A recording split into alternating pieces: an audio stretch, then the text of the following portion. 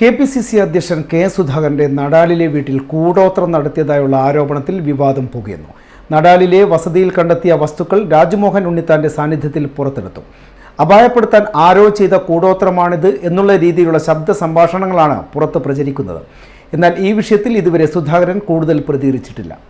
KPCC president K സുധാകരനെ അപായപ്പെടുത്താൻ കൂടോത്രമെന്ന് ആരോപണം വിവാദമാകുന്നു. ഇതുമായി ബന്ധപ്പെട്ട് കെ.പി.സി.സി അധ്യക്ഷൻ കെ സുധാകരന്റെ കണ്ണൂർ നടാലിലെ വസതിയിൽ നിന്നും നിരവധി വസ്തുക്കളും കണ്ടെടുത്തിട്ടുണ്ട്.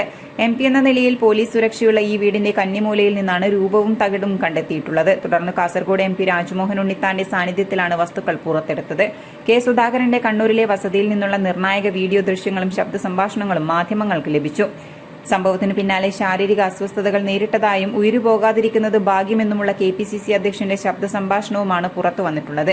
ഇന്ദിരാഭവനിലെ കെ.പി.സി.സി അധ്യക്ഷന്റെ ഇരിപ്പിടത്തിനടിയിലും പേട്ടയിലെ മുൻ താമസ സ്ഥലത്തിന് പുറമേയും ഡൽഹിയിലെ നർമ്മദ ഫ്ളാറ്റിൽ നിന്നുമൊക്കെയും തകിടുകൾ കണ്ടെടുത്തതായി പറയുന്നുണ്ട്. സംഭവം വിവാദമായെങ്കിലും കെ സുധാകരൻ ഇതുവരെ ഔദ്യോഗികമായി പ്രതികരിച്ചിട്ടില്ല.